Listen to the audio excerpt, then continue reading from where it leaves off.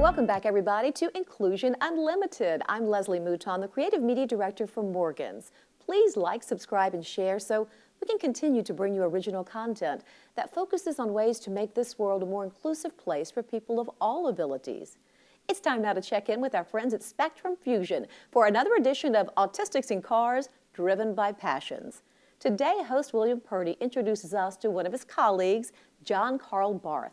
Despite being autistic, John has excelled as a voiceover artist, editor, and videographer.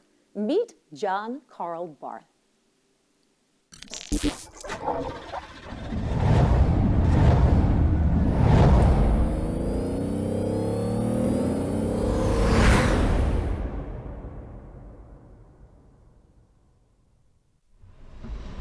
Karl? Yep, Will.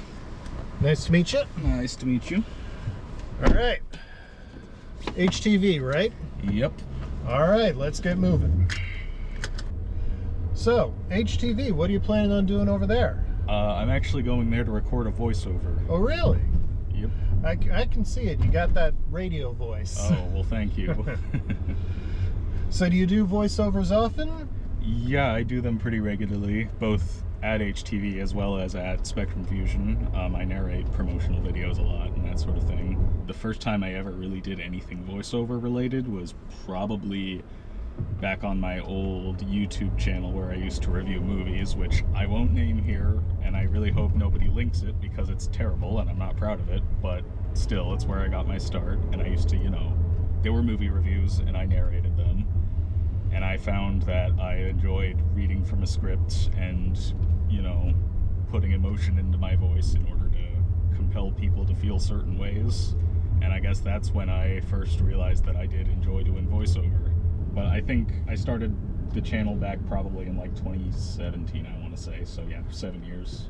So what would you say separates voice acting from regular acting? I've only done a little bit of live acting, and I can say that probably the most obvious thing is, well, with voice acting you don't have to worry so much about your facial expression or your gestures or anything of that nature. You can focus purely on your voice, which in my case I think is very much a good thing, because as somebody on the autism spectrum, I tend to have a pretty flat affect, and I'm really not great at controlling my facial expression and nuanced emotions and that sort of thing. So being able to focus purely on my voice, I think, is really helpful for me. Is voice acting what you'd like to pursue in life, or It's one thing I'd like to pursue.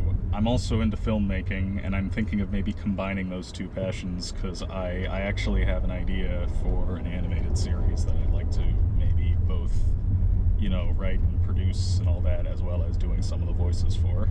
So, where would you like to take your voice acting career in the future? If you could take it anywhere.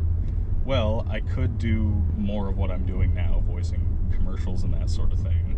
I'd also like to do more voice acting as opposed to voiceover, which I haven't really done that much of, and I'd really like to do more of. I'd like to be able to play characters and sort of flex my creative muscles in that sort of way. What do you think you'd need to take your voice acting career to the next level?